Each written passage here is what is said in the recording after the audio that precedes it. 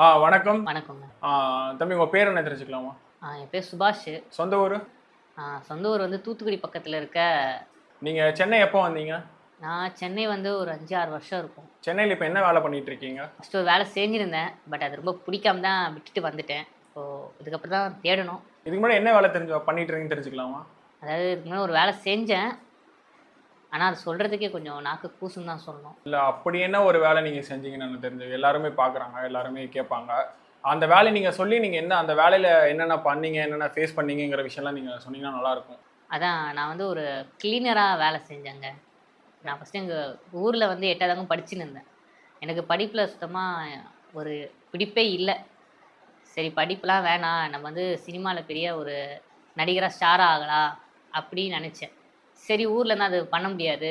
சரி சென்னைக்கு போலாம். சென்னைக்கு போனா பெரிய ஸ்டார் ஆயிடலாம் அப்படின்னு நெனச்சு ஊர்லேருந்து கிளம்புனேன். ஆனா வீட்ல யாரும் விட இல்ல நீ படி. படிப்பு தான் எல்லாம் முக்கியம் அப்படின்லாம் சொன்னாங்க. எனக்கு அப்ப புரியல.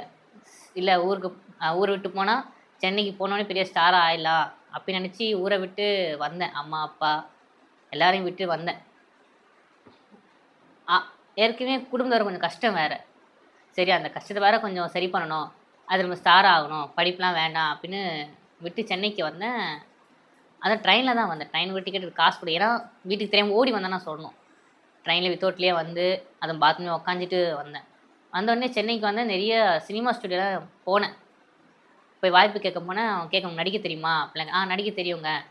அப்பலாம் சரி நடிச்சு காட்டுன்னு சொன்னாங்க. இது எனக்கு தெரிஞ்ச பார்த்த படத்த படத்துலேருந்து தான் நடிச்சு பண்ணேன். இதான் நடிப்பே இல்ல. எல்லாரும் நடிப்பாடா, வெளிய போடா அப்படின்னு சொன்னாங்க. நெறைய ஸ்டுடியோலாம் போனேன். கையில வேற அப்ப என்கிட்ட காசும் இல்ல. ஊர்லேருந்து வரும்போது அ அக்காட்டருந்து கொஞ்சம் காசு திருடிட்டு தான் வந்தேன். ஒரு ரூ. 400 அப்படி ஏதோ எடுத்துன்னு வந்தேன். ஒரு வாரம் அப்படியே போச்சு. ஏதோ கிடைச்சத சாப்பிட்டு அப்படி போம்போது, ஒரு கட்டத்துல சுத்தமா காசும் இல்ல. மொத்தமா கீழ மயங்கி விழுந்து தான் சொல்லியே ஆகணும். அப்புறம் யாரோ ஒருத்தருக்கு தெரியல, யாரோ வந்து அவர் பேர் கூட ஏதோ சொன்னார். பட் அவர் பேர் சொல்ல நான் விரும்பல. வந்து ஒரு சோடா வாங்கி குடுத்து, "என்னப்பா ஆச்சுன்னு?" கேட்டேன். அப்ப நான் சொன்னேன், "இது மாரி சினிமால சாதிக்க தாங்க வந்தேன். ஆனா எனக்கு வந்து எங்கேயுமே வாய்ப்பு கிடைக்கல." அப்பதான் சொன்னேன், "சினிமா சாதிக்கலாம் சும்மா ஒரு பெரிய விஷயம் இல்ல தம்பி. யாரும் ரொம்ப கஷ்டப்படணும்." அப்படி "நீ இப்ப என்ன பண்றேன்னு?" கேட்டாரு. "இல்ல இப்ப எந்த வேலையுமே இல்லைங்க. எனக்கு சாப்பிடுறதுக்கு என்ன பண்றது தெரியல." அப்படின்னு அவர் சொன்னாரு. அப்படின்னு நான் சொன்னேன். "என்ன பண்றது தெரியலீங்க."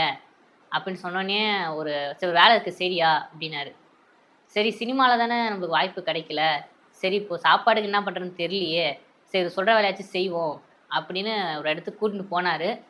கூட்டின்னு போய் அ ஒரு கம்பெனில சேர்த்து விட்டாரு. அந்த கம்பெனி பேர் நான் சொல்ல விரும்பல. அது ஒரு பஸ் கம்பெனி. பஸ் கம்பெனில சேர்த்து விட்டோனே என்ன வேலைன்னு கேட்டேன். கிளீனர் வேலைப்பா. நான் நினச்சேன் கிளீனர் வேலை பரவால்ல. அதாவது சூப்பர் ஸ்டார் ரஜினிகாந்த் கூட அந்த வேலை தானே செஞ்சாரு. நம்ம அந்த வேலை செஞ்சுட்டு பெரிய ஆளா ஆயிடலாம். அப்படின்னு நினச்சு தான் நான் போனேன். அதான் கிளீனர் வேலைனா எப்படி இருக்கும்? ஒரு கஷ்டம் இல்லாம, அ அதோ பேசஞ்சர் வருவாங்க. இந்த அந்த ரூம் இதுதாங்க உங்க சீட்டு அப்படின்னு சொல்லிட்டு போற மாரி தான் இருக்கும்னு நினச்சு வேலைய எடுத்துக்கிட்டேன். ஃபர்ஸ்ட்டு நாள் கஷ்டமா இருந்துச்சு. ஆனா போக தான் தெரிஞ்சது பஸ் கிளீனர்லாம் சும்மா கிடையாது. இப்ப நெறைய பேர் சொல்லுவாங்க. நீங்க ஒரு இடத்துல ஒரு இடத்துக்கு போணுமா, பஸ் புக் பண்ணுங்க. அந்த ஆப், இந்த ஆப்புன்னுவாங்க. போறவங்களுக்கு எந்த பிரச்சனையும் கிடையாதுங்க. அதுல ஒர்க் பண்றவங்களுக்கு தான் தெரியும் என்னென்ன கஷ்டம் இருக்கு அப்படின்னு. அப்படி என்ன கஷ்டத்த நீங்க ஃபேஸ் பண்றீங்க? பஸ் கிளீனர் தானே. அதுல என்ன பஸ் கிளீன் பண்ண போறீங்க. பேசஞ்சர் ஏதாச்சும் கேட்டாங்கன்னா, நீங்க போய் வாட்டர் பாட்டில்ஸ் குடுக்க போறீங்க. ஒரு சின்ன கம்யூனிகேஷன் தானே இருக்கும். அத தாண்டி கிளீனிங் தானே மெயின் பர்ப்பஸ். அதுல என்ன உங்களுக்கு ஸ்ட்ரகிள் இருக்க போகுது?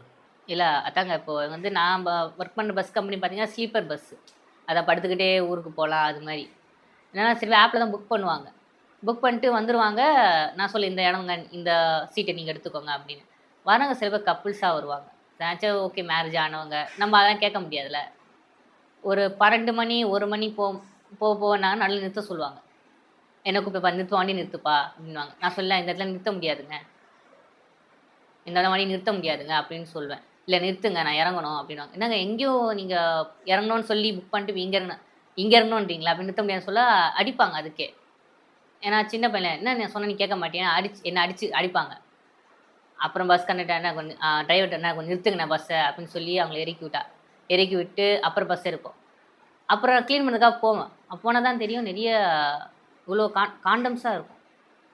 அப்பதான் புரியுது. அது வந்து எப்படி சொல்றது? அவங்க போறதுக்காக இல்ல, படுக்கிறதுக்காக தான் புக்கே பண்ணியிருக்காங்க அப்படின்னு. அதெல்லாம் கைய வச்சு எடுத்து, அத ஓனர்ட்டயும் சொன்னோம். ஓனர் இது மாரி வந்து பஸ்ல வந்து இப்படிலாம் பண்றாங்க. என்ன பண்றது? அதுக்கு அவர் என்ன சொன்னா, "பஸ்னா அப்படிதான் இருக்கும். அட்ஜஸ்ட் பண்ணிக்கோ" அப்படின்னுவாரு. உங்களுக்கு வேற ஆப்ஷனே இல்லையா? இது யாராச்சும் கிட்ட கம்ப்ளைண்ட் பண்ணலாம். இப்போ பஸ் டிரைவர் இருந்தாருன்னா, பஸ் டிரைவர்களுக்குலாம் ஏதோ அப்படிலாம் பண்ணக்கூடாதுன்னு சொல்லிட்டு உள்ள போய் சத்தம் போட்டு அவங்கள இறக்கி விடுறது, எங்காச்சும் அவங்கள திட்டுற மாரி அந்த மாரி ஆக்டிவிட்டீஸ் எதுவுமே பண்ண முடியாதா? இல்ல பண்ண முடியாது. ஏன்னா, முதல்ல வந்து எனக்கு இந்த ஊர்ல யாருமே எனக்கு தெரியவே தெரியாது. நான் ஊர்ல அம்மா, அப்பா கூட நல்லா சந்தோஷமா தான் இருந்தேன். ப அ பணம் கஷ்டம், பெரிய ஒரு ஸ்டார் ஆகணும்னு சொல்லி வந்தேன். இனி யாருமே எனக்கு தெரியாது. இப்ப நான் அவங்கள பகைச்சுக்கிட்டேன்னா, அவங்க என்ன வேணா பண்ணலாம். ஒரு நாள் அப்படிதான் ஆயிடுச்சுங்க. இதே மாரி தான் பஸ்ல போயிட்டு இருக்கும்போது, விடியற்காலை 4, 5ன்னு நெனைக்கிறேன். ஆ என்ன சொன்னாங்கன்னா, அவங்க ஏதோ ஒரு காண்டம் எடுத்துட்டு வந்திருக்காங்க. அது யூஸ் பண்ணி அது என்ன ஆச்சுன்னு தெரியல. என்ன போய் நீ வாங்கின்னு வான்னு சொல்லியிருக்காங்க. எனக்கு இல்ல நான்லாம் முடியாதுங்க. அதுக்கு ஒரு அசிங்கமா அத சொல்லி அவர் திட்டினாரு. "இதுக்கு தானே வந்த, அப்ப இத பண்ணு." அப்படின்னு திட்டும்போது எனக்கு ஒரு கோவம் வந்துச்சு. ஏன்னா வந்து சொன்ன வார்த்தை அம்மா பத்தி தப்பா பேசுற மாரி ஆயிடுச்சு. "எத்தவடியா இப்ப என்ன இப்ப எத்தன வாட்டி?" அப்படின்னு சொன்னோனே எனக்கு மாதிரி கோவப்பட்டு கத்திட்டேன். உடனே அவர் வந்து, "எப்படி நான் இப்படி கேட்பேன்னு" சொல்லி அங்கேயே அடிச்சாரு. அத நான் கண்டக்டர்ட்ட சொன்னேன், ஓனர்ட்ட சொன்னேன். அவங்களாம் அது அப்படிதான் இருக்கும்பா. அவங்களாம் பெரிய எழுத்து ஆளு. ஏன்னா வரவங்கலாம் எப்படி இருப்பாங்கன்னா, ஒரு ஹை கிளாஸ் ஆளுங்க. ஏன்னா அவங்க வந்து பெரிய பெரிய ரூம்ல போய் புக் பண்ணாங்கன்னா, அது மாட்டிப்பாங்க. அதான் இந்த பஸ். ஏன்னா பஸ்ல யார் எப்படி வராங்க, எப்படி போறாங்கன்னு தெரியாதுல்ல. அதான் இவ்ளோ கஷ்டம். நாங்க சொன்னாலும் யாரும் கேட்கவும் மாட்டாங்க. அப்படியே சொன்னா கூட, ஓகே என்னன்னு கேட்குறேன்னு சொல்லுவாங்க. ஆனா அங்க வர்ற கஷ்டம் எங்களுக்கு தான் தெரியும். ஸோ இவ்வளோ ஃபேஸ் பண்றீங்கன்னா, நீங்க பாதியில ட்ராப் பண்ணிட்டு நீங்க உங்க ஊர் பக்கமே போய் உங்க பொழப்புக்கு இது பார்க்கலாம்ல? அது சில டைம் நெறைய வாட்டி தோணுங்க. ஆனா அப்போ நான் வாரத்துக்கு ஒரு வாட்டி எங்க அம்மா அப்பாட்ட கால் பண்ணி பேசுவேன். "அப்ப எப்படிப்பா இருக்கிற?" அவங்கள்ட்ட ஏன்னா நான் ஒரு அம்மா அப்பா ஏமாத்தி நான் ஊருக்கு வந்தேன். பெரிய ஸ்டார் ஆயிருவேன். ஒரு கனவோட அவங்கள எப்படி சொல்ல முடியுமா நான் வந்து இவ்வளோ கஷ்டப்படுறேன் அப்படின்னு. அது மட்டும் இல்லாம நான் ஊர விட்டு வரும்போதே எங்க அக்கா காசு திருடி எடுத்துன்னு வந்தேன். எங்க அக்காவுக்கு வந்து இப்போ கல்யாணம் வயசா வந்துச்சு. இன்னும் கல்யாணம் ஆகல. இன்னும் அவங்களுக்கு இப்போ வயசு ஒரு 30 இருக்கும். நான் ஓடி வரும்போதே அவங்க 25 இருக்கும். இப்ப நான் வந்து 5, 6 வருஷம் கூட ஆயிடுச்சு. அவ்வளோ ஸ்ட்ரகிள்லேருந்து தான் நான் அங்கேருந்து வந்தேனே. இப்ப நான் திரும்ப ஊருக்கு போய் நான் வேற வேலை பார்க்குறது விட்டுட்டு போனாலும் வேற வேலை எனக்கு கிடைக்கும் கிடைக்காது. சரி, அப்படி பார்த்தா உங்களுக்கு இங்க சென்னையில இந்த வேலை தான் நீங்க செய்யணும் ஒரு மாதிரி இல்லாம நிறைய வேலையெல்லாம் இருக்கு. அந்த வேலைக்குலாம் ஏன் உங்களால போக முடியாதா? இல்ல வேற வேலைக்கு போகணும்னு கூட தோணுச்சுங்க. ஆனா யார் என்ன சேர்த்துப்பாங்க? போனதுக்கு என்ன படிச்சிருக்கேன்னு கேட்குறாங்க.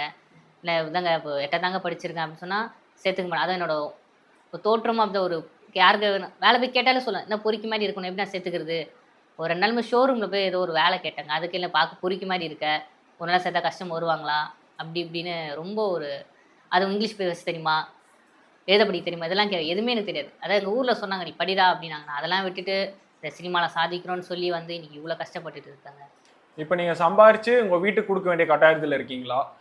ஆமாங்க. அதான் சொன்னேங்களே, அக்காவுக்கு வந்து ஒரு இப்பவே 30 வயசு. இன்னும் மேரேஜ் பண்ணல. ஊர்ல அவ்வளோ கடனு. இப்ப இதெல்லாம் நான் பண்ணா எனக்கு கொஞ்சம் காசு தேவை. ஆனா இதுலயும் நான் அவ்வளோலாம் சம்பாதிக்கலங்க. வர்றது வந்து சாப்பிடுறதுக்கும், தூங்குறதுக்கும் ஏதோ ஒரு ரூ. 1000 ரூ. 2000 அப்படிதான் நிக்குமே. ஆனா இந்த வேலையும் போச்சுன்னா, அதுக்கு நான் என்ன பண்றதுன்னு தெரியல. உங்க ஃபேமிலி பத்தி ஏதாவது சொல்ல முடியுமா? இல்ல எங்க ஃபேமிலி பத்தி சொல்லணும்னா, அப்பா வந்து ஊர்ல விவசாயம் பண்ணியிருந்தாருங்க. அது வந்து அவ்வளோ மகசூல் இல்ல. அவ்வளோ வந்து விவசாயத்துலருந்து லாபம் எடுக்க முடியல. அப்புறம் அம்மா வந்து அந்த ஊர்லயே இந்த 10 பாத்திரம் தொலக்குறது தான் பண்ணியிருந்தாங்க. அக்காவுக்கு வந்து அக்காவும் பெருசா படிக்கல. அக்காவும் அங்க அங்க கிடைக்கிற வேலைய தான் செஞ்சிருந்தாங்க. இன்னும் சொல்லப்போனா அவங்க ஒரு ஹேண்டிகேப்ன்னு கூட சொல்லலாம். அப்படிப்பட்ட ஒரு சூழ்நிலையில தான் நானே வந்தேனே. முக்கியமா நாங்க ஏன் ஊர்லேருந்து வந்தா அந்த கஷ்டம். இவ்வளோ கஷ்டத்த பார்த்துட்டு இதுக்கப்புறம் படிக்கணுமாடா? நம்ம பெரிய ஸ்டார்லாம் ஆயலாம் அப்படின்னு ஊர விட்டு வந்தேனே. இப்ப இந்த மாரி சூழ்நிலையில வந்து திரும்ப போணும்னா, அது வந்து ரொம்ப கஷ்டமா இருக்கு. அதனால வேற வழி இல்லாம இங்கேயே நான் இருக்கிறேன். இப்போ உங்க பஸ்ல இப்ப நீங்க சொல்றீங்க பார்த்தீங்களா, இப்ப பஸ்ல இப்படி ஒரு மாரி வேலையெல்லாம் செஞ்சுட்டு இருக்கேன். எனக்கு வேற வழி இல்ல அப்படின்னு நீங்க சொல்றீங்க. அந்த இடத்துல வந்து உங்கனால வேற ஏதாச்சும் பண்ண முடியுமா? இல்ல நான் இது வந்து பண்ணனா வந்துட்டு இதெல்லாம் நடக்காம இப்ப தடுக்கலாம். அப்படிங்கிற மாரி ஏதாச்சும் விஷயம் இருக்கா? ஃபர்ஸ்ட் என்னன்னா, எங்கள மாரி கிளீனர்ஸ வந்து மனுஷங்களா மதிக்கணுங்க. நாங்க ஓனர்ட்ட சொல்லுவோம். ஓனர் இது மாரி எங்கள காண்டம் பண்ண சொல்றாங்க. இது வந்து எங்கள வந்து அந்த வேலைய பண்ண சொல்றாங்க, இந்த வேலைய பண்ண சொல்றாங்கன்னு நாங்க சொல்லுவோம். ஆனா அவங்க கேட்கவே மாட்டாங்க. இன்னும் சொல்லப்போனா அந்த பஸ் எல்லாம் நாங்க எல்லாரையும் இறக்கி விட்டுட்டு, பஸ் டிப்போக்கு போன பிறகு சர்வீஸ் பண்ண இடத்துக்கு போனோம். நாங்க தான் ஃபுல்லா கிளீன் பண்ணுவோம். அவ்ளோ காண்டமா இருக்கும். அது கூட பரவால்ல. ஒரு காண்டத்த அப்படியே அந்த ஸ்பம்லாம் ஒட்டின்னு சகிக்கவே முடியாதுங்க. அந்த வேலை நாங்க அப்படியே செய்வோம். அதுவும் சொல்லுவோம். ஓனர் இது மாரி இதெல்லாம் எடுத்துட்டு வராங்க. அடிக்கிறாங்க, தம் அடிக்கிறாங்கன்னு சொல்றீங்க. ஆ அதெல்லாம் நீங்க போய் தனியா ஒரு தனி மனிதனா போய் ஸ்டேஷன்ல போய் கேஸ் குடுக்க முடியாதா? இல்லைங்க. அது முடியாதுங்க. ஏன்னா, எனக்கு வந்து அவ்வளோ எழுத படிக்கவும் தெரியாது. நான் போலீஸ் ஸ்டேஷன்ல எதனா கம்ப்ளைண்ட் கொடுக்க போனா, முதல்ல வந்து நீ தான்டா பொறிக்க மாரிக்க சொல்லி உட்கார வைப்பாங்க. அதுவும் நான் ஓனர்ட்ட சொல்லுவேன். ஓனர் அதுக்கு கண்டுக்க மாட்டாரு. இப்ப நான் போய் சொன்னா, அங்க வந்து முதல்ல என்ன சொன்னாங்க, போய் ஓனர்ட்ட தான் சொல்லுவாங்க. அப்போ ஓனர் என்ன உடனே வேலைய விட்டு தூக்கிருவாரு. ஏன்னா பஸ் பேர் போயிடுச்சு அப்படின்னு. ஓனரே நான் சொன்னா அதான் நான் சொல்றதே இல்லைங்க. இப்போ நீங்க இன்னும் அந்த வேலை தான் செஞ்சுட்டு இருக்கீங்களா? இல்ல அந்த வேலைய விட்டுட்டீங்களா? இல்ல அந்த வேலைய நான் விட்டுட்டேங்க. எனக்கு என்னன்னா அந்த வேலைய விட்டு அந்த வேலை தான் வேறுனா வேலை கிடைச்சா பெட்ரு தான் நான் நினச்சின்னு இருந்தேன். ஆனால் வேலை எனக்கு கிடைக்கவும் இல்லை. ஏன்னா அவ்வளோவும் படிக்கலை, எனக்கு வந்து அவ்வளோ எதுவும் தெரியாது, வெளியுலகம் எதுவுமே தெரியாது. ஆனால் பல்ல கடிச்சு அந்த வேலை செஞ்சு தான் இருந்தேன். ஆனால் ஒரு கட்டத்துக்கு மேலே போனமே என்னால் முடியலைங்க.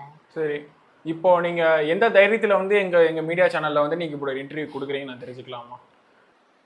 அதாங்க எனக்கு வந்து என்னென்னா அங்கே வந்து ரொம்ப கஷ்டப்பட்டுட்டேங்க. படக்கூட அசிங்கம், கேவலம் எவ்வளோ பண்ணிட்டேன். அங்கே வரவங்க எல்லாம் தப்பு பண்ண தான் வருவாங்க. ஆனால் நான் தான் திட்டுவேன், நான் தான் தப்பு பண்ண மாதிரி அப்படின்னு. ஒரு நாள் ஓனர்கிட்ட போய் சொல்கிறேன், முதலாளி இது மாதிரி வந்து இது மாதிரி நடக்குது, எனக்கு பயமாக இருக்குது போகிறதுக்கு. கஞ்சா அடிச்சிட்டு வராங்க, சிகரெட் பிடிக்கிறாங்க, முக்கியம் இந்த மாதிரி பொண்ணு பொண்ணு தப்பெல்லாம் பண்ணுறாங்க, பயமாக இருக்குது அப்படின்றேன். உனக்கு என்னடா மயிரா நீ போய் செய்கிறா அப்படின்றாரு. இல்லை முதலாளி எனக்கு பயமாக இருக்கு, நான் போகல, நான் வேணால் வேலைக்கு கூட போகிறேன், நான் செஞ்ச சம்பள காசு பண்ணால் கொடுத்துருங்க அப்படின்னு சொல்லும் போது, ஆமாம் அவர் வந்து பெரிய கலெக்டர் உத்தியோகம் பார்த்துட்டாரு. இப்போ செஞ்ச வேலைக்கு வேறு சம்பளத்தை மீதியை கொடுக்கணும், அதெல்லாம் தர முடியாதுன்னு சொல்லிட்டு செய்டா அப்படின்ட்டாரு. பல்ல கடிச்சின்னு செஞ்சேன், முடியலைங்க. அப்போ தான் தெரிஞ்சு எனக்கு வந்து இந்த ஒரு இடத்துல தான் இல்லை, எல்லா இடத்துலையும் எல்லா பஸ் கம்பெனியுமே தான் நடக்குது. நான் பட்ட கஷ்டம் யாரும் படக்கூடாது. முக்கியமாக வந்து நான் அம்மா அப்பா ஏமாற்றிட்டு நான் சினிமாவில் சாதிக்க வரேன் அப்படி இப்படின்னு சொல்லிட்டு வரவங்க, படிக்காமல் வந்து முன்னேறலாம் அப்படின்னு நினைக்கிறவங்களுக்குலாம் வந்து புரியணும் என் கஷ்டம்.